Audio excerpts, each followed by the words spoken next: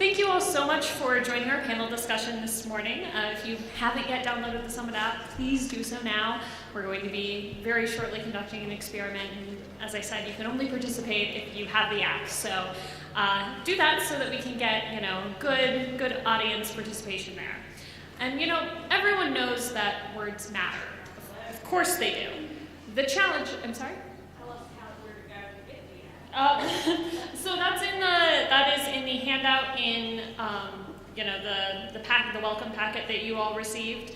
The app is in the App Store under Attendee Hub, and then once you download Attendee Hub, you need to search for Summit. There you'll find the app, and then you can open it. So that's how you do that. And as I was saying, everyone knows that words matter. Of course they do. The challenge is really finding the right language to advocate for education reform that resonates, and then matching it each time to your audience, whether that's teachers, parents, lawmakers, any other stakeholders, so that you can, put your best effort forward and really make real change on the ground. So this morning you're going to hear about some recent research identifying messages and wording that resonate with a variety of audiences, and you're also going to hear about what it's like to take that messaging and use it on the ground to implement strategies that work. Just like other panel discussions that you've seen during the conference, you'll hear from each of our panelists. I'll ask a few questions, and then we'll open things up for what we hope will be a very lively Q&A session. You can read everyone's full bios in the Summit app, but I'm going to briefly introduce our wonderful panelists who are doing some really important work figuring out how to best communicate about student-centered reform everywhere from the 30,000-foot national level down to the 30-foot local view. First, we're going to hear from Meredith Olson, who is the Vice President of Public Affairs for Koch Industries. There she leads corporate philanthropy and community programs with a specific focus on investments and policies that create educational opportunities for all children. Next, we're going to hear from Charbonneau, who brings nearly 25 years experience to her current role as the Vice President of Communications at KnowledgeWorks, which is an educational nonprofit focused on graduating college and career-ready students through personalized learning. Finally, bringing in the 30-foot view, we'll hear from Lori Lee. Lori brings over 2 decades of experience to her firm Trace Strategies, where she devises and executes grassroots mobilization efforts to influence and implement policy across the country. So, now that you all have the app and we're all set, we are going to conduct our own poll this session. So if you open up the app, on the first page you'll see Schedule and Agenda, right there in the middle. So click Schedule and Agenda. The third strategy session listed is our session, so go ahead and click that as well. And then if you scroll all the way down to the bottom, you will see 3 questions. Please answer all 3 of those. The results are completely anonymous. They won't be tied to you in any way, so just answer how you think and hit submit.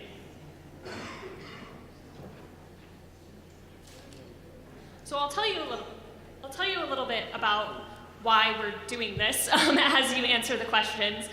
At Echelon Insights, which is the market research firm where I'm the managing director, we conducted a message testing poll on behalf of the foundation, and we thought it would be a fun experiment to see how our Summit audience stacked up with the general public on some of the questions that we asked in our poll.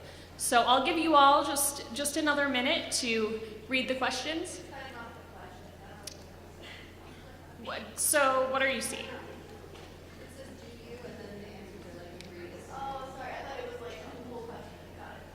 All right, that's all right.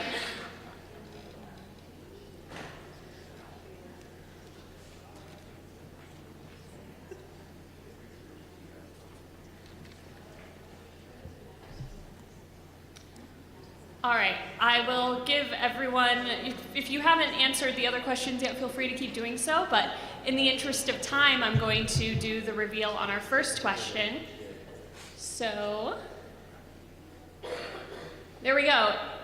In this room, 86% of you say that you agree. 84%, we're moving here in real time. Say that you agree that education in America is outdated and therefore we should rethink how we educate our children. So pretty strong agreement in this room that that's how things are. That's how things that we need to rethink education. Question 2. So everybody answered question 2, just about. All right, go ahead. Question 2, we ask if education in America is inadequate, and therefore we should rethink how we educate our children. 82%, 83% there. So once again, in the high 80s, we're fluctuating a little bit, it seems. Some of you are unsure, undecided, but it's, all right, well, we'll call that 83%. So here is what the public thinks. 68% agree that education is outdated in America and we should rethink the system. 76% say inadequate. The title kind of gives away the surprise, but helping drive that 8-point gap in agreement is just the intensity with which people agree. You have 42% strongly agreeing that American schools are inadequate, but only 27% strongly agree with outdated as the top descriptor. So, while both messages receive a lot of agreement, the case for reform based on the inadequacy of the American school education system gets you in the door a lot sooner, and it's a deeper held belief. So now let's see how you all in the audience matched up on the third question with the rest of the Republic, asking if high school graduates with good enough grades to get into college are generally ready to succeed. 73% of you said no. That's pretty strong. That's a resounding no. Students, even if they are able to get into college, they're not ready to succeed in career. That is a stark contrast with the general public. Almost exactly the opposite, actually. 74% of the general public would say that, students today who graduate with a high school diploma, good enough grades to get into college, are ready to succeed in college or career. But, just because most Americans believe that relatively well-performing high school graduates are ready to succeed, that doesn't mean that they're hostile to change. So 87% of our survey respondents agreed that we need to think differently about how school works in America these days, with just over half strongly agreeing. This is a really clear opening to start to make the case for new ways of educating students and operating schools. So, we've got a huge majority of Americans willing to agree that the system needs changing, right? They might think that it's doing a decent enough job, but it's inadequate. We need to make changes. So how do we then explain something like personalized learning and persuade voters that it's something that their local school should adopt? Well, first we gotta know how many people have heard of personalized learning. The answer to that is about half, 47%, have even heard of personalized learning. So if you give people a brief description of personalized learning that just explains students only move on once they've mastered a concept or skill, regardless of time, pace, or place, you get 80% saying it sounds like a good idea. So they're pretty open to that. And the word mastery is actually very important. We did a split sampling of the survey where we gave people two of the exact statements. One half of the survey got mastery, one half of the survey got competency. And the answers were striking. In both instances, mastery communicated that students were definitely ready to move on to more advanced materials, while competency yielded a much squishier response that students, probably or may not be ready. So mastery connotes a much higher standard. And so when you're talking about education reform, it's really important to point out that students are going to be mastering the material because that's just a much higher baseline that people are assuming students are going to be receiving their education. So we got this public. They're pretty receptive to personalized learning. 80% say, that sounds like a good idea. So assuming we plan to do more than just, walk into a PTA meeting, throw a definition at parents and call it a day, what are some of the most effective messages to really win hearts and minds, and what makes those messages work? Well, we tested 8 messages, these are the first 4, 8 positive messages about personalized learning, and asked respondents not only if they were more or less interested in personalized learning after reading the message, but also had them select words and phrases that made them more or less interested, so we knew what people were, kind of grasping onto when they were thinking about this. So this top message that tested both the best overall and had the highest intensity of interest, the words that really popped out were strengths, interests, and tailored. So those are all things that caught people's attention that they really liked. In the next two messages, actually, the same words showed up as words that were making people more interested, which were knowledge and skills. Demonstrate and prepared also tested very well in those. And the next message was actually particularly interesting. The word input was very polarizing. People who said they were more interested in personalized learning liked the idea that students had more input. People who were less interested selected students having more input as the reason why they were less interested. So it's kind of a rhetorical double-edged sword there. People are bringing different assumptions about what student input would mean. So you really need to be careful with that. So these are the next 5 messages that we tested, and really there's a pretty negligible statistical difference there. We just ranked them in order of percent much more interested. But this next message, concepts and skills, they tested well, but it was really mastery that people said that they liked, that made them more interested in personalized learning. It tells them, this is going to be something that brings increased rigor to our school system. And the next message, flexible, garnered a very similar reaction to input as on the last slide, where those who were more interested liked that it would be flexible for students, those who were less interested disliked it. But that didn't apply when we were talking about giving teachers more flexibility. Then the opposition to the word flexibility kind of faded away. They instead didn't really know what changing classroom design or school schedules meant, and that's what made people less interested because there are more questions. And then, finally we have that last message, our only one that didn't get, 70% more interest across the board, but that's probably just because it's not, super aspirational or inspirational message. It's talking about the things that it's going to replace. Attendance, participation, those are the words that didn't really catch people's interest. So, the research is telling us that the public is generally open to personalized learning. It's particularly persuasive to emphasize mastery of skills and knowledge, tailoring to students' strengths. These are all things that, capture people's imagination and make them want to know more about personalized learning. But, Governor Bush also spoke about taking arrows, various other injuries, and so it's really helpful to know where the holes in your armor are going to be, so to speak. So here are 5 opposition messages we tested to the idea of personalized learning. Far and away, the most salient attack on personalized learning is the idea that schools will make curriculum easier and set low expectations. Even though, in those other messages, overworked, standardized testing, less time interacting, those all popped up as negatives that people were, concerned about and could be potential stumbling blocks. The idea that you're lessening rigor is really what people are the most concerned about. But if your messaging is very clear that the policy is about mastering, which automatically, kind of counters against that idea of making curriculum easier. If students are going to be mastering material, people believe that that means they're definitely going to be ready to move on to advanced material, then you're kind of inoculating yourself from some of those more pernicious charges, so to speak. So now, for another look at reform messaging efforts, kind of from the 30,000 national foot view, I'm going to turn things over to Meredith. All right, thank you. I'm happy to be here representing Koch. At Koch, we believe that all students should have access to a quality education so they can develop their unique talents, their unique aptitudes, and also acquire the knowledge, skills, and values so that they can live successful and fulfilling lives.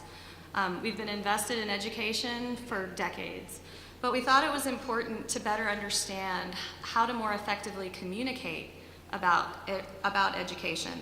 And so to that end, over the last year and a half, we've conducted 24 focus groups.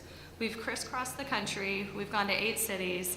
We've met with educators, opinion leaders. We've met with low-income groups, Republicans, Democrats, suburban parents, millennials, you name it. We've talked to them. And then we followed up our focus group findings with a survey. That survey actually, we just received the results last week. We went out to 4,000 respondents, and so we were doing that to validate and just see what differences did we find compared to our focus group work. Now, our goal with all of this work was not to influence, it was not to persuade, it was to understand human perspectives. It was to understand what are those elements on education where people have a strong emotional response, and where are those issues where it's more of a neutral response, right? What are the things that people care about? And we learned a lot through this experience. You know, not surprisingly, education is a deeply personal and emotional issue.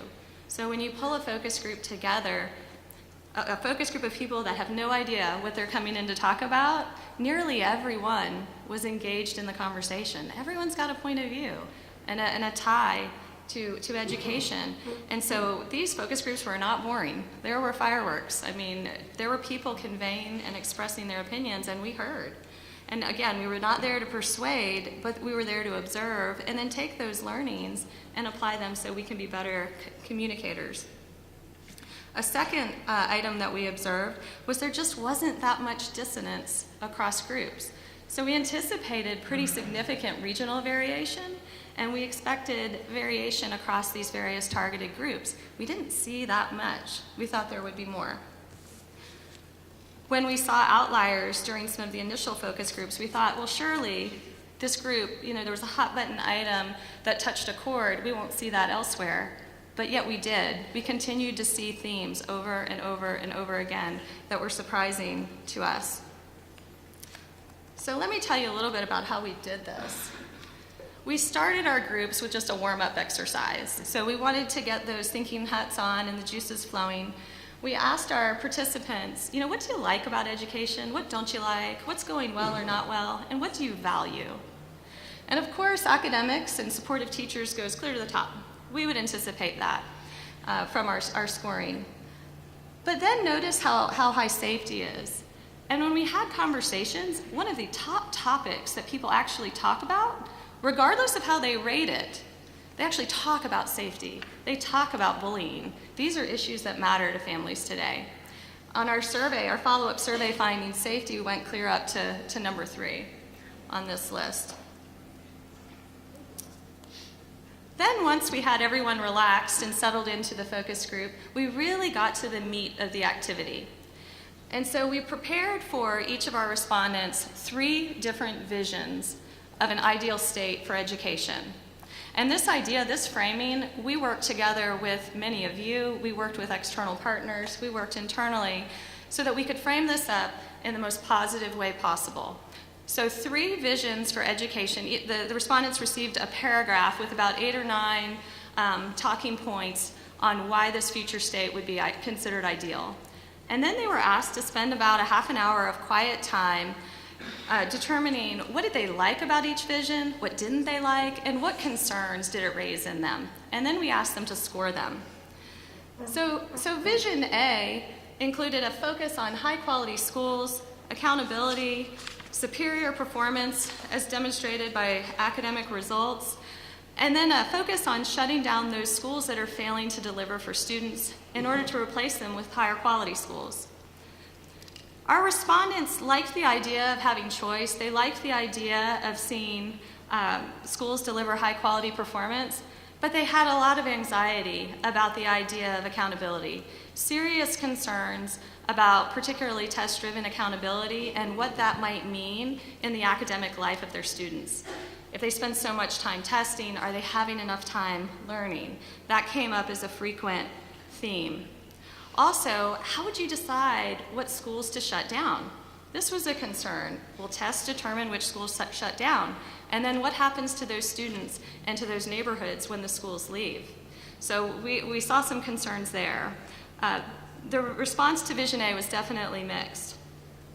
On Vision B, students and families have the ability to select those educational options that work best for them. And schools or educational offerings that are successful in attracting students will thrive, and those that are unable to attract students will shut down. Now in this vision, there was a positive response to the idea of flexibility and options. People wanted to like this. They really wanted to like it. There was concern, however, about how does this work practically? This sounds chaotic. How are we going to ensure quality? So there were concerns there. There were also concerns about the ability of parents to make decisions that are in the best interests of their children. And that concern was much more elevated than we had expected. Finally, Vision C was a vision where traditional schools, which are the backbone of our communities and our neighborhoods, continue to receive investment, and those schools that are struggling will receive additional reinvestment so that they can improve. This vision performed very well with our respondents, and we expected that. This is a system with which most of our participants are familiar. However, there was concerns about this idea of continued reinvestment in models that, well, they may or may not be getting better over time, and more money might not be the answer. So we heard that loud and clear. Here are the scores from our final 4 cities as well as our targeted groups. And you'll see that Vision B and Vision C scored roughly equally well. They were comparable. Vision A faltered somewhat. The other scores across cities as well as groups were pretty consistent on an ordered basis, with the exception of our teacher groups. So our teacher group scored Vision C much more highly and Vision A and B much more lowly. We then followed up this exercise with presenting 7 different messages. And we asked our respondents to score them 1 to 10. And we also asked them to assign a point allocation. And there were 2 messages that went clear to the top. And those are that high-quality educational opportunities should be available to all students, and that children and their families should have the freedom to pursue those educational options best suited to their individualized needs and talents. So this idea of opportunity and freedom went clear to the top. We did receive positive responses for each of these 7 messages, all scored better than 6 on a scale of 1 to 10. However, from a weighting perspective, issues like standards and accountability were valued more low on the scale compared to others. Finally, we wanted to validate these findings through our survey work. So we conducted this survey, 4,000 respondents. We had, I think, 7 different targeted groups. In this first set of opinion leaders, registered voters, and educators, we had 20 different messages that were tested. The results here were slightly different than what we saw in the focus groups. And the top message, with nearly 70% ranking it as the #1 choice, was that together, teachers and their families play a vital role in a student's academic performance and success. And then note that our bottom performing messages are around standards and standardized test scores. That was consistent with everything we observed in our focus groups. We also went to parents, and the response from parents was somewhat different. And the top 2 messages here were that I want my child to have customized education options based on his or her individualized needs, and that educators should have the freedom to meet the unique needs of each student. This is an important point and something that where we should be mindful. Educational freedom is not just about children and their families having the freedom to find the options that work best for them. It's about the teachers having the freedom to practice their craft, to deliver, a valuable education service to their kids and to the families. Something that we forget sometimes. But note that the bottom 2 messages are consistent with what we saw in all groups related to standards and standardized testing. So that's the high-level look of what we've done. I think we'll have a chance to dive more deeply into Q&A. Great. Hi, my name is Charbonneau. I'm the Vice President of Communications for KnowledgeWorks. I will say I feel a little paralyzed as I'm sitting here because I'm typically standing up in front of a whiteboard, drawing things up to further engage you in this discussion. First off, I just want to see a raise of hands. How many people are just frightened to communicate at all? No. Okay, typically when I come into a setting, when we're working with our school districts and our state partners, everybody is frightened to get in front of the media. Everybody is frightened to hold any sort of community forum in which you have various audiences that are participating. And the reason is that every audience has their own job. right? There is a solution, there is a concern, and those are the things that we try to unpack. So a lot of the information that's shared today are really great, kind of national, 360,000 feet up, what are the kinds of messages that are resonating? But as we begin with KnowledgeWorks, we've worked with many schools and communities to help them build not only the capabilities and the capacities with their educators and our leaders, but we're also helping to build the capacity within our communities to champion these kinds of visions. And it's not the vision of what our organization or somebody else is doing to the community. It's really a collective effort of the community to come together. And so some of the things I'm going to talk about today are going to seem super basic, but the pieces that I think are really helpful is when we come back to the why. How many yesterday just resonated with, gosh, what is that why? And what is unique to those communities? So some of the things that we've been able to do is work with our districts to say, okay, let's do not only an internal scan of everything that you've been championing, whether it's from their district strategic plans, whether it's from their measures and their goals that they continue to communicate with their families, but we also took a pulse of their educators, we took a pulse of their principals, we took a pulse of their district leaders, and of course we talked with the community as well as our parents. And what we oftentimes found with our educators and our principals and our districts is that they have to keep everybody happy. And when you talk about the kinds of ways that we're communicating with folks, how many people, when you hear the word climate, think of, should I bring a sweater or an umbrella? So how challenging is it when you start to talk with parents about school climate? The other piece is student growth. People say, well, yeah, my kid's grown about 2 inches. They're not quite sure what it means when we talk about growth. And we talk about personalizing learning. There comes a whole host of assessments where they start throwing out formative, summative, diagnostic. And parents are doing, my kids are so stressed out. And so when we think about the messages that we're talking about, it's really diving down and understanding the unique needs of the community, understanding their language and their culture that they're using.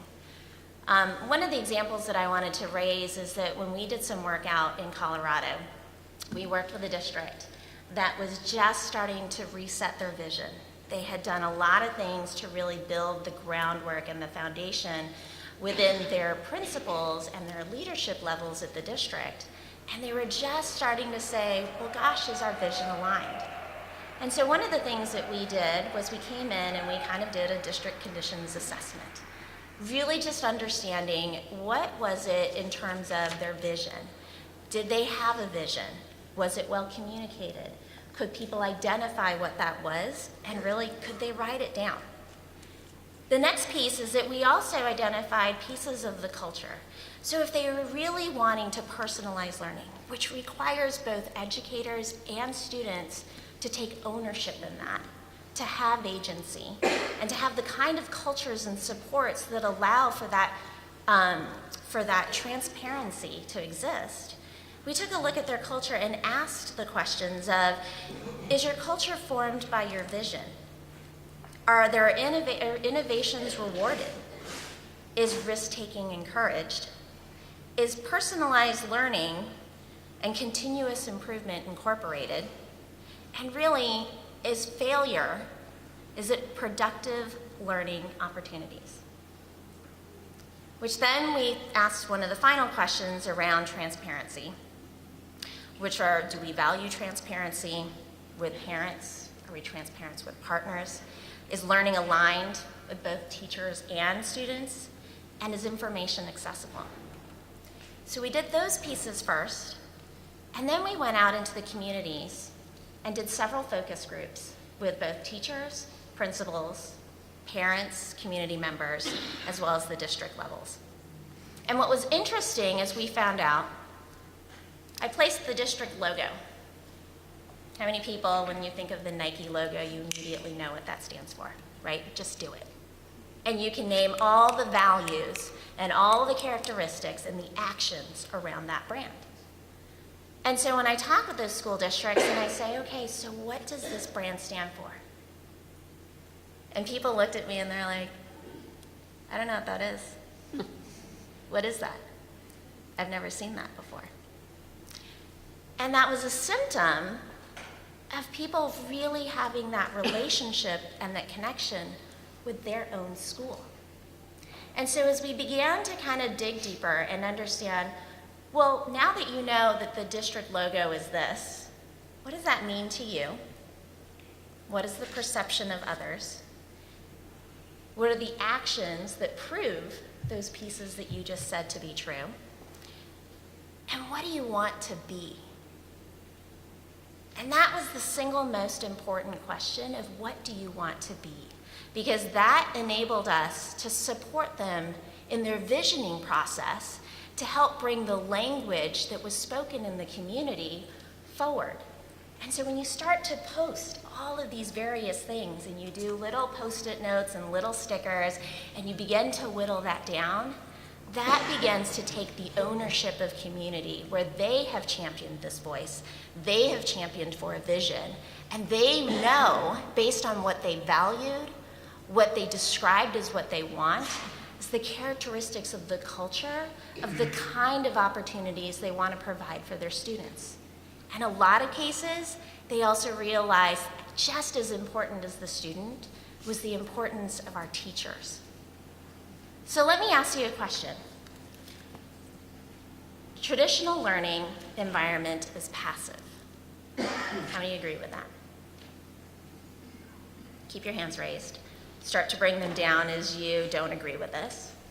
The teacher determines where child sits, what information is important, and how that information will be tested. This isn't a traditional environment. Personalized learning through competency-based education is a collaborative, relational approach. The teacher becomes more of a facilitator, giving students the opportunity to shape their learning process. Oh, I'm seeing hands go down. And take more ownership for their outcomes. Designing learning around mastery-based progression as compared to basic timeline or seat time of instruction leads to greater success for every child. So we tested a lot of those messages, little tweaks based on which area of the country that we were in, and that was resonating.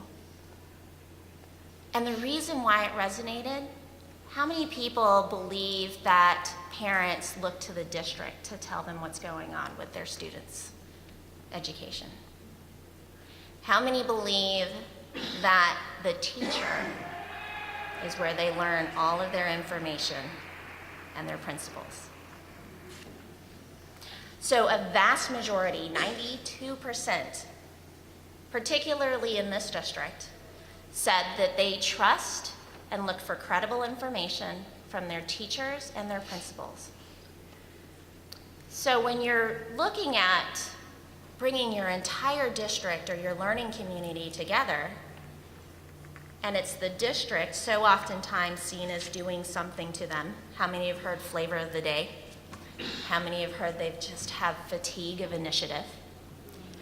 And that was the piece that we said, when we talk with our teachers and they say, you know what, there's never enough time.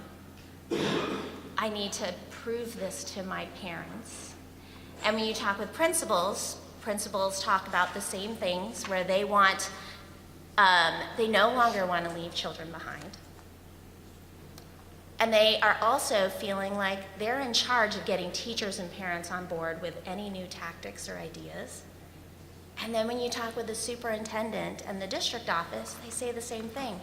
We're trying to keep people happy. We need to help and make sure that our parents understand, our community understands, our businesses understand, our civic leaders understand. And so when we looked at the whole communications process, there was no communications process. There was no investment in communications. And if there's anything that I can say to help as one takeaway today is make sure that there is a strategic investment and forethought in communications, because that is the single most reason that these kinds of change lacks the ability to continue to move forward in a sustained way. And so when we talk through and how we've changed, I will say I was a little nervous to come and speak today because oftentimes when I talked with folks over the last couple of days, it was, what's the silver bullet, right? And there isn't a silver bullet. We're all continuing to learn, and we're continuing to learn and evolve amongst and with our communities. And we make tweaks along the way that supports those kinds of environments. But what we know that we're doing in my organization is that we can't continue to speak to only practitioners in the language that they understand. We also need to provide opportunities for them to learn and to have tools and guidance to be able to support how they speak about it with their parents and with their community members. We've got tools on our website if anybody's interested at knowledgeworks.org, but another important part of that is that our districts can't be the ones to tell the story. It needs to come from parents and championing an advocacy group, finding those that are the coalition of the willing, and giving them the opportunity to have voice and share that within the communities. So with that, I'm gonna move to you, and we'll continue the conversation. Good afternoon, and thanks for joining us. My name is Laurie Lee, and I'm the managing partner of an organization called Trace Strategies in a place where Hope, Arkansas is. You're all familiar with that. I'm from Arkansas. We are a very rural state. We are a state that struggles with education. I don't think it's because of our policies, but I think it's because of exactly what Chris talked about. Our firm takes things from where Meredith did it with all the information and the data and the talking points and takes it to where Chris wants it in the communities and into the grassroots and then into where policymakers are. And so we talk to those people on the ground, the moms, the dads, the teachers, the policymakers, the business leaders, and Chris is exactly right. We're in this room and in this conference, you've been hearing all weekend, or all week, I guess it's the week, about collaborative learning and customized learning and being flexible with students. But then to Chris's point, we're rigid. We're rigid in our silos. Teachers want to be teachers, administrators want to be administrators, policymakers want to be policymakers. And so we're siloed and we don't have any tunnels, we don't have any collaborative efforts. So if I can share one thing for you today, if you're interested in moving policy forward, if you're interested in making a change in your community or in your state, you have to be willing to get all the partners to the table. You can't have myopic voices leading the discussion because that's where you get jammed up. Policymakers, as policymakers, and I know there's several in here, I think all of my Arkansas buddies came to this because I'm like, please come to our session. And they know that, when we start with a piece of legislation, we start with the works that the people from Koch and the people from the Walton Foundation have done and the people at FEE and the people at AFC. And we take it and I call it masterminding or whiteboarding. And we put it on a big page and we take all the things that work everywhere else, we call it the good, bad, and the ugly, and we start to mark it up. What's gonna work for Arkansas? Now you can take policy across state lines and you can use good foundational things, like special needs or metrics, but when you get it into a state, it's just like going into community. It has to be part of the breathing part of that community or nobody has buy-in. Think about your family. I take everything to my family, right? To my family unit. And when I go to my kids and I say, we're gonna do this, if I mandate it, it doesn't go over as well as if I say, hey, what do you think about this and how can we make it better? And those are the discussions that we need to start taking to policymakers, to teachers, to administrators. If we don't bring administrators and teachers in the educational universe to the choice conversation, it is gonna languish forever. Okay, it is gonna be hard, it's gonna be difficult, and there's no reason they shouldn't be there. Think about this, if teachers are a part of choice, a part of education reform, do they not then become the conduit for supply and demand? Do they not start being the broker of what happens? Are they not the empowered party? Take that home to your teachers because right now we've got the union whispering in their ear, if reform happens, you're gonna lose your job. if this happens, they're creating all these false narratives that we never answer. And so stop allowing the narratives to be driven and answering their narratives. We have to create a narrative based on the information, the factual information that's provided by people that are doing the work. I mean, thank God for people like Meredith and you guys that, I can't do all that number stuff. You've heard of ADD? I am ADOST, which is attention deficit shiny thing. So I have the attention span of a gnat. So me doing a survey or a focus group is like totally, I'm like, oh, let's go do this. And they're like, okay, no, Lori, get back over here. So, but just realizing that you have to have people at the table. You can't make policy decisions for people. You have to include people. And so for policymakers, that's my takeaway from you, is start listening to your constituents. And as those people who are trying to influence or better help policymakers, you also need to widen your scope. Don't be so myopic on just what's with you, because sometimes we don't see the collateral impacts that some of the things that we want to do have. And so while you're looking at Arizona's plan or Florida's plan, and you're taking it to New Mexico, well, you don't realize that maybe New Mexico has something in their constitution that's not workable. And so now you've spent all this time and energy on a law that maybe you get passed. Here's a tick for you. If you're, who does policy for a living? You're either a policy wonk or you are a legislator or somebody that's involved in getting policy done. How many times have you seen a bill pass and not implemented? Okay, a lot, like 98% of them. And you know why? Because somebody didn't do the background work. They got excited about making a law. And I can tell you there are literally millions of laws on the books across this nation that will never work or be implemented because they didn't include the right people at the table. So at the onset, include people at the table, the communities, the work of the people who have gone out and talked to people. And those are the things that you've got to really understand about passing policy and getting good implementation. One of the things that we really try and concentrate on is what we call PhD. And I can't speak to everybody's political prowess in here, but we're very conservative. And so sometimes conservatives, we win on the facts of a lot of arguments, but we don't have our PhD. We don't have it personalized. We don't have it humanized, and we don't dramatize. We don't bring the people to the table. And so I want to share this with you really quick. If it's We all want our children to be normal. And I know there's no definition of normal, but we want them to learn the way they're supposed to behave the way they're supposed to, which they never do, and we all know that. But when you have a child who struggles to learn, it breaks your heart because he does everything he can to learn. He tries harder than anyone else, and he still doesn't get it. He fights tooth and nail for every advancement that he gets. And he's a hard worker, and he just has a harder time getting there. And it's hard to watch his older brother fly through stuff. So we're not going to have you watch the old video. It's about 2 minutes long. But the point is, just who went to the last journal session where the lady said, answer the phone? Will you just answer the phone? But she wasn't just talking to legislators. She's talking to all of us that are in this universe of trying to do something to better community. I don't know why you're here or why you got here, but I got here because I had this kid. I had this child.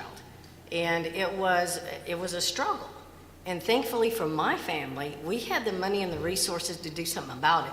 But when I travel Arkansas and I meet, I'm really tired, so I'm going to be emotional, I'm sorry. When I meet the parents of kids like this who are languishing in schools across this nation, it is an immoral case that we have. This is horrific to me, that we can sit in a room year after year. This is year 10, okay, and I've been here. But it's because we operate in all these silos. And I'm asking you, will you get out of the silo and start thinking about what Meredith does and what Chris does and what Jessie and her group does, what Fee does, and what your policymakers go through? I'm telling you, in our state, when we put an ESA bill up, and they're here, they'll tell you, they got slammed by teachers, by administrators, by superintendents, then by parents, and then by, I mean, it was just this, and there's the conversation that's not productive, and then there's the conversation that is. And so taking those conversations, taking the information and making sure that we're taking it from the genesis, the very beginning of policy, and making it through all the steps is what's really going to move the ball down the field to get things that we've all put our heart in the last 3 days to get them done. And that's what I'm asking you to do, is to be a part of that and to take that away and to what Chris said is that community, get that message in that community. Nothing works in Arkansas that works in Ohio or California. It's got to be the message inside that place.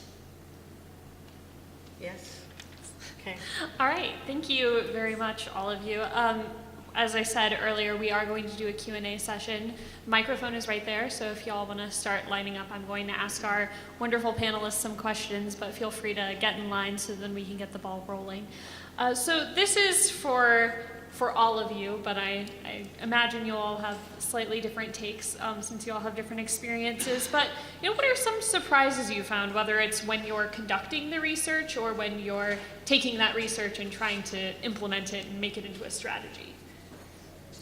We'll start with you, Meredith. Sure, okay. Yeah, we saw a lot of surprises. I mean, I think the level of emotion related to standardized testing as well as school shutdowns was surprising. Deep antipathy. This was not just a shoulder shrug response. People do not like this stuff. Another area that was surprising to us, it wasn't part of our focus group design, but in every single one of our groups, somebody brought up career and technical education and dual enrollment. And it was universally positive. Everyone wants to see more of it. They think these opportunities are great. And they want to see more positive support from their communities and their schools for these types of activities. And then finally, we didn't screen on special needs, but we generally had at least one special needs parent in every group. And generally in our groups, the special needs parent was the superstar. They were the most well-informed, they were the most deeply committed to finding what would work best for their child, and they were able to educate the other parents in the room for each of those sessions. What Meredith said, if you've read any survey, you'll see that people on the 40,000-foot level will say public education is bad or whatever, put your adjective in there. But when you ask them about their specific school districts, it's always, oh, it's great, we love it. It's because as parents, I think this, as parents we would have a hard time admitting that we give tacit approval to send our kids to something that we think's failing.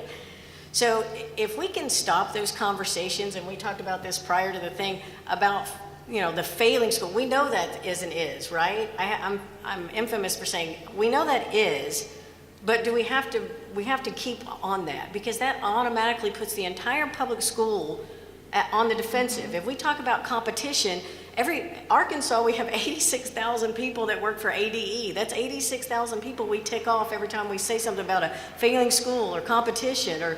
And when we poll teachers, 78% of our teachers are for school choice. They're for vouchers. They're for ESAs, but they will not say that because they can't. So the surprising thing is that you have people that are on our team for education reform that because of some of the choices that we use to communicate, they can't ever be in our team. Right. So, once you have these messages, you've done the research, you've done the testing, you know your local area and what's going to work. Chris, Lori, how do you find the right people to spread them? So in one community that I've worked with, we actually created some advocates. And it was those parents that were both negative and also those parents that were championing for it. And we brought them all to the table. And we said, at the end of the day, what do we care about? And when you hear those parents say that we need to suspend disbelief of what students are capable of when given the opportunity to apply their unique strengths, that was powerful. And it kind of stopped the issues where maybe one side wasn't hearing the other side and said, let's remove all of that and find the common areas. And so those commonalities really created an opportunity for them to not only go out and champion, but we also used our chambers. We used other business, nonprofits. We went to our health and human services. And we also made sure that we were creating those kinds of areas where we were bringing people together. We were going to cultural centers, not necessarily the schools, working with faith-based organizations to create education nights and meeting people where they are, and not just trying to get folks to the school, because oftentimes there might be barriers to coming to the school, maybe cultural barriers, maybe they don't feel welcome. Maybe from a transportation standpoint, it's difficult to get to. I would agree with everything she said. Is number one is meeting people where they are, and those people that will be advocates in specific communities will rise to the occasion. There's someone in every community. I mean, we got little bitty towns in Arkansas that have like 100 people. And they're like, well, nobody will be there. There's a mom there, there's a dad there, there's somebody there that sees the kids struggling, and they will rise to the top. And they will be there. And if given the right venue and shown how to use the right tools to reach people, think about all the tools that we have now that we've never had. Social media, free. Okay, blogs, free. You can have all kinds of things that you use, and I would encourage you to learn those tools and not forget about traditional ways, newspapers, town halls, phone calls, to use all of those tools. But there will be an advocate in each and every community that you go into. All right, well, it looks like we have some questions, and please, feel free to jump in line, but if everyone could just say your name, who you're with, and then your question for the group. Hi, good morning. My name is Tilly Alford, and I'm president of publicschooloptions.org, and we are a parent advocacy organization. And I appreciate seeing the new surveys because they echo a lot of what our own polling has been in regards to school choice and accountability and testing. I appreciate the positive messaging, but I kind of had a cautionary tale for those of you who are looking for parents to tell your stories and be those positive ambassadors for choice in your schools. As I've traveled across the country this year, I've heard two messages over and over that really they're not going to win you parents. And one of them is that parents will defend the indefensible. That is wrong. Parents defend the defenseless, our children. And so if you want them on board with policies that you're advancing, I strongly urge you, do not share that message with families. And the other one was, we are not here to make parents happy. That may be true, but the number one important thing to parents is their children's happiness. That's right. And so those messages are not winning the battle for us and making our parents champions for what we're doing. So that was my cautionary tale. I don't know if you have any other negative messaging stories, but that really, I think, is not doing us any favors. So thank you, and I appreciate the whole presentation. Thanks. I think you hit the nail on the head too. When we spoke with parents as well, there were just attitudes where they were just skeptical of fads. And I'm talking specifically about implementing, personalized learning through competency. But many also were stuck in tradition. If it worked for me, then it's going to work for my kid. And so one of those things is that, when you are addressing it, you have to be super transparent. And you're making sure that you're having your teachers and your principals and any other folks that are having those conversations with parents is to give them a step along the way. Help those proof points or those areas of opportunity that their kids are learning and demonstrating that. Because at the end of the day, parents don't want their kids to be guinea pigs. They really want to, ensure that their kids are going to move forward, that their kids are known, that, they aren't just a number. Ken Britt from Marian University in Indianapolis. Thank you all for being here and for your work. I was fascinated to see, Meredith, in one of the slides about the importance of education as character development from parents' perceptions of the importance being number 3. Can you talk a little bit more about that? If you have any more, either through the focus groups or any of the data, and is there anything that we can do as policymakers or educators in that realm, because you very rarely hear about character education or character development? Yeah, great question. This was actually an interesting topic. So we found that if we talked about values, we received a pretty negative response just to the generic term values, because the immediate reaction is, well, whose values? That's not the purpose of school, to inculcate, someone else's values on my children. However, if we talked about values such as work ethic, respect, people were fine, and they actually liked that phrasing. If you talk about character development scores very highly compared to values. So typically we're talking about some of the same things, but again, words matter, and so we need to be mindful when we're going out to communicate with people. I'm Giselle Huff with the Jacqueline Young Foundation. First, before I ask my question, when a parent says it was good enough for me, so it's good enough for them, tell them, give me your cell phone. Just give it up. That's good. So anyway, my question is more of a devil's advocate question, and it really has to do with the personalized learning side of this, not the school choice side of this. Since you mentioned that people really respect teachers, and that in general, the general public is so uninterested in education. They don't vote for school boards, they don't show up at school board meetings, and you have a handful of parents who are very vocal. And it's pretty much anecdotal because they're worried about their particular kid and they're vocal, and so they go out and do things, but they don't represent the voice of all the parents or what's good for the kids in general.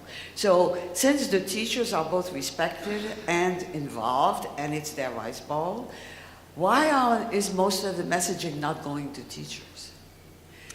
Would it be possible to get the teachers on board with this, to demand to be trained in schools of ed, to demand to be given the tools when they're working? They're the ones. I think a lot of teachers aren't in the conversation because of what we all talked about, the siloed.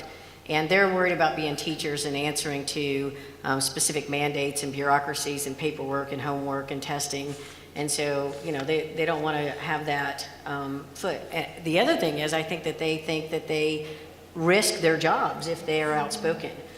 We run a voucher program in Arkansas, and we've literally had a handful of teachers that have applied for the scholarship for their specific student and then called us back and said, I can't take it because if my superintendent finds out, I could get fired. And so I think that there's a fear that's created by the union and some different branches of government that suppress the teacher voice. And I think until we break into that, and I said that earlier, until we break into that universe, I think we continue to struggle in education reform. Yeah, well, just briefly, my firm also did a survey of millennial teachers specifically for the Walton Family Foundation. They're going to be the next generation of teachers, and we found that group of teachers, they're very open to change. They're very open to doing new things. They want to teach. They want to do their jobs the best that they can. And while they know some things about the union, they don't feel particularly connected to it. So there is, definitely an opening, I would say, particularly with the younger generation of teachers that's coming up to start making more changes and get them on board, because, the entire generation sort of recognizes a need for big changes in schools. It's really just a question of what those changes are going to look like. Beryl Amadei, a state legislator from Louisiana. And I love the previous question and the answers to it, because this is something I've been observing for a while. As a state legislator, I have teachers in my area, and even not in my area, who will call me sometimes and they anonymously complain to me, but I can't seem to get them to speak up for themselves at all. I've even shown them the portion in our state law that's considered the Teacher's Bill of Rights. It seems that from what I'm observing, and I hope I don't offend anybody here, from what I have observed in these past 2 years as a state legislator with these anonymous calls, is that what they're afraid of is the administration at the school level and the school board in the district who will back up the administrators, so they feel that any complaint they lodge, even when their own rights have been violated, is automatically going to result in termination. But I just wanted to share that kind of publicly here. That wasn't my question. My question for you is this. I've observed for 2 generations now what I see as a growing adversarial environment between parents and the system. And I just wondered if you could shed some light, give some advice on how we can turn that around. we actually work in communities to do that. And the thing is that I think a lot of times parents are intimidated by the teachers or educators, especially in a state like ours, uneducated parents. We're very rural, we're a very blue-collar state. And so, you know, this is teacher's job, my job is this. And so the thing that's the dichotomy about all of this is that most teachers are parents. And so you would think that there would be a natural connect, but literally I think, and I'm not a teacher, and so I think that teachers, when they get to school, they take off their parent hat and they put on their teacher hat, and so they're not relatable. And so I think that that's what causes that paradigm. And the answer, I believe, is to open up communications like we've all been talking about, is making those hallways, a very rudimentary illustration, but you know the little gerbil cages where they have the tunnels, but then they have the tunnels that go to the other tunnels, so you've got these silos, and we need to build the tunnels so that there's a communication, and that's going to be to policymakers. I mean, in our state, we have legislators that go to the schools and talk and give credence to parents to talk to teachers, and I think it's our job in the space that are trying to direct the conversation to facilitate things like that. And I appreciate your comments specifically towards parents and teachers. I was thinking a little bit broader in that many of our actual written policies, parents find offensive or insulting. For example, your child is homesick today with a simple cold. You know the doctor cannot cure it. However, you are required to get a doctor's excuse or the absence is not excused. Things like this. So our policies even inspire more adversarial environment. So any thoughts you may have on that? Back to not including all audiences in policymaking, and to your point, you know, parents aren't engaged in school board elections. I happen to think that that's contrived, that that's purposeful, and that's why in our state we have school board elections in September and we have all other elections in November, is they want to control the narrative. And so policymakers would need to open that door as well to get parents more engaged in education policy. But until policymakers and policy wonks and people who are in legislation decide to give, I had this in my comments and I didn't say it. I mean, you guys have been to a million education conferences. Outside of this one, when do you ever hear the word parent? If you're a policy person at a Capitol and you go to an education committee meeting, you never hear the word parent. It's never uttered. And so, again, they're operating in a silo. So we've got to just break those down. There's a ton of barriers there. And it's really sad, but it will take a very concerted and long-term effort. And I think one of the things, just going back to what I mentioned around the district conditions or school conditions assessment, is that really looking at the culture. You know, and it's interesting to me when we do see what our teacher results are, when we talk about is innovation rewarded, is risk something that they feel like that they can take, is there continuous improvement and can they fail? And I think that when we think about why aren't educators or teachers raising their voice, or why do we have these policies in place or practices in place in the schools where we know that our teachers are understanding the challenges, they're hearing the challenges from the parents, but we don't have a systematic way or a practice in which that can come forward without feeling like something's going to happen. So I think this really goes back to visioning. And it goes back to making sure that that's a continuous improvement process. A vision is not something you put on a website. A vision is not something you stick on the back of an ID card that says, oh, we must look at our vision. It's really taking that into account of, is the vision become part of your decision-making process? Whether that's things that you invest in, whether those are policies and practices that need to change in order to align the entire system. Another thought on teachers and parents and some of this dynamic that I'd like to share. We asked 2 questions at each of our focus groups. First one was, who do you trust to make educational decisions for children? Overwhelmingly, the response was teachers, principals, superintendents. Parents and students were pretty far down that list. And then we saw this almost disdain for parental involvement. And we asked the question, well, why this concern about parents, and what percentage of parents do you believe are disengaged in education? And we asked for responses just passed in on note cards silently. And overwhelming. Again, it was like 70%. People believe that 70% of parents are disengaged. And so think about that for a minute.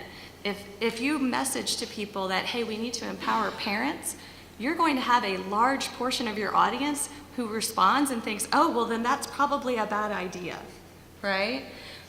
And why is that? Well, because what about all the kids that don't have an effective parent in their life? What about all the kids that are living with grandparents? What about all the kids that are getting raised by an aunt or some other caregiver? We heard that over and over and over again.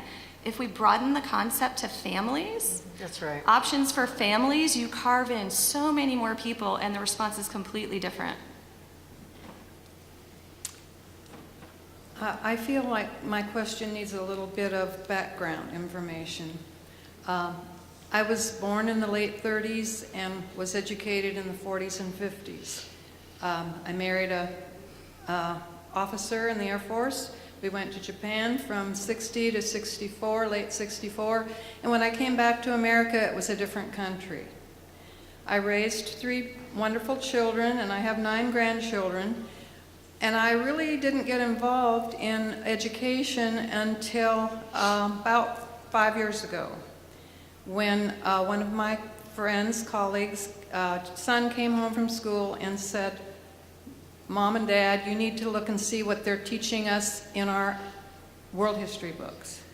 And as a result, we got engaged in reviewing social studies books that were up for adoption in the state of Tennessee for the next 6 years. I read those books. Having been educated in the 40s and 50s, it was jaw-dropping. I have heard nothing during this whole summit about curriculum. And to me, the schools, that a lot of important things, the things that have changed since I was educated are 1, behavioral problems, and 2 is technology. And those things need to be considered in change, in reform and changes. But the curriculum needs to be looked at because it's really destroying this country. We are not teaching the Constitution. We are teaching lies about history, world history, and we are encouraging poor decisions on personal things, personal choices. So I would hope that we start looking at reforming curriculum. Thank you. Your next question? Well, I realized that the previous speaker, I don't know her personally, but I couldn't agree more. As a parent and as a legislator in the state of Arkansas, one of the things I'm extremely concerned about is the fact that we put so much focus on inculcating our children with sociological messages and political messages that we are destroying the fabric of America. And maybe if we focus more on educating our children rather than these subversive activities, which I totally agree with you, we might actually educate our kids. Now my question, and then in response to some questions that were raised about parents, before I was a legislator, I was a parent. My professional background is as a technical writer. And the way these two tie together is that as a technical writer, I go in and I work with different professions. I have to learn their jargon. I have to learn to understand it and break it down and present that information in the language of the average person. Not because the average person is stupid, but because they don't have this specialized language. As a mother, I had a son who was ADHD.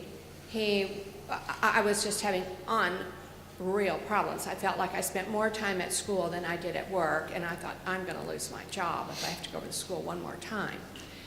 But the problem is that I went to these IEP meetings, and finally, I was almost about to pull my hair out, I hired an attorney who had been a special education teacher to go with me to translate, because I didn't know what they were saying to me, and I'm not stupid.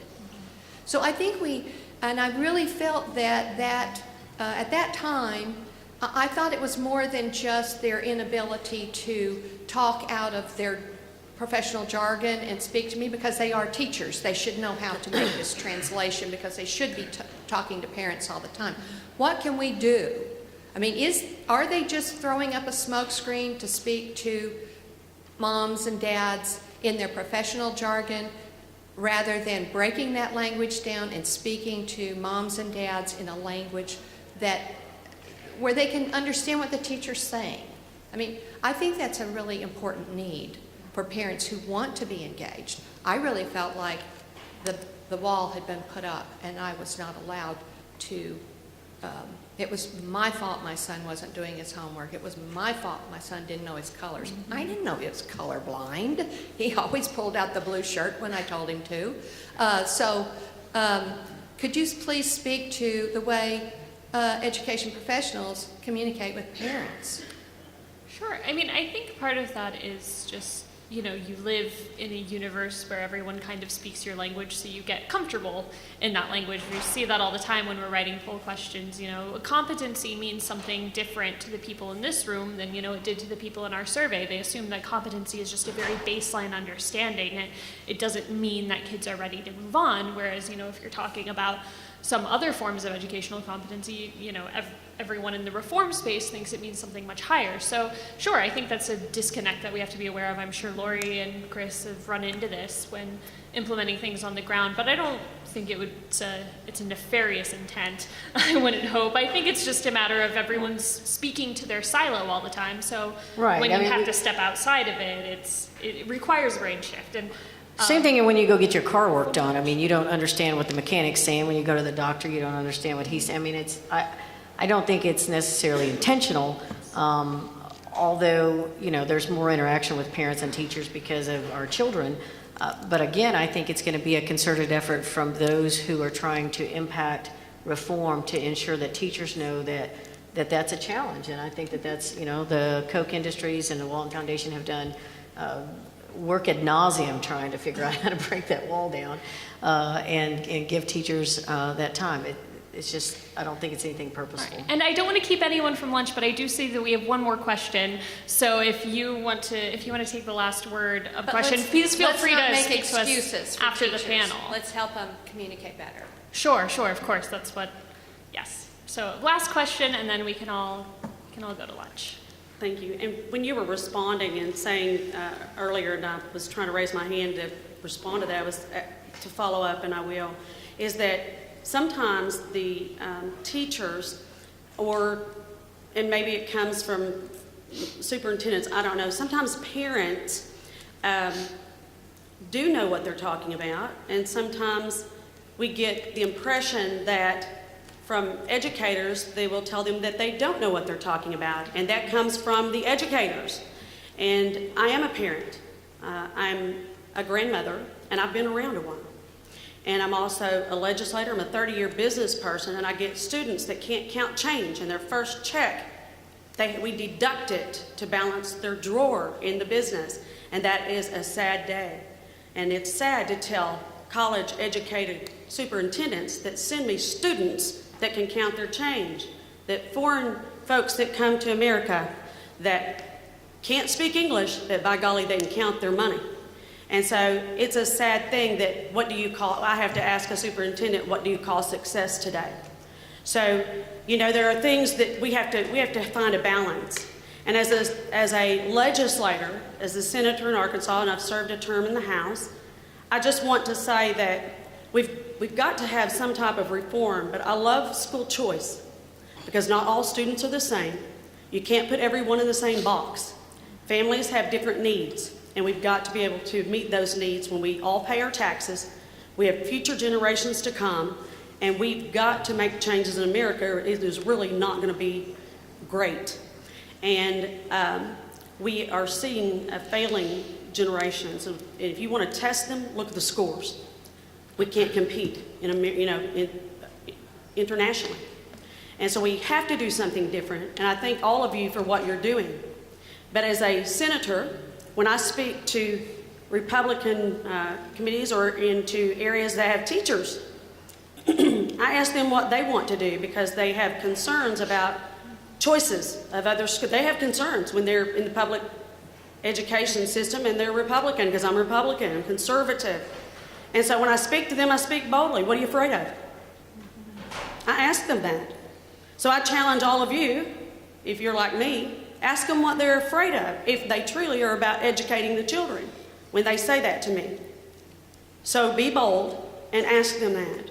And I challenge you to truly be about educating the children as legislators. So thank you for what you do, and I'll continue to do my work, and I'll see you, Lori. Thank you for all you do. Thank you. Barbara, am I allowed to ask one wrap-up question? All right, so just really quickly, what are some do's and don'ts either when developing messages, Meredith, or implementing those messages? Go. Okay, and this will sound like a broken record. Elevator teachers, they matter in this conversation. We need to reach out to them. Let's set our teachers free to fulfill the ideals of public education, okay? Broaden the conversation to families. It's not just about the parents, folks. Our society's changing. Let's broaden the conversation. And then on the don't side, we die when we limit the conversation to specific detailed policy proposals, when we talk about this or that tax credit scholarship program, ESA, voucher, charter school policy. I mean, you lose people when you dive into the carpet. They're not there. When you keep it at a high level and you talk about, individualized options to help our kids achieve mastery, systems and solutions that work best for them, we've seen it in the data. You get almost universal support. Identify who really needs to be at the table. Make sure that they are at the table and those voices are represented. And invest in communications. It's the single most important thing to ensure that people understand and have transparency so that they can act. And I would echo all of that. Stop offending audiences. Teachers are valid, they're relevant, and they're necessary, and our teachers in Arkansas are amazing, and we need them. We need them at the table. So the competition argument is, in my view, we're not for private schools, we're not for public schools, we're for kids. If you focus on kids, we win, that's what I would say, is just stop with the negative. I don't know where the gal is that made the comments about that ran the parent organization, but we get these little taglines that we like to keep on to, and they're just that. They're just taglines. So make it relevant to your audience and to the crowd that you're trying to talk to. All right, well, thank you all so much for attending. Thank you to our fantastic panelists.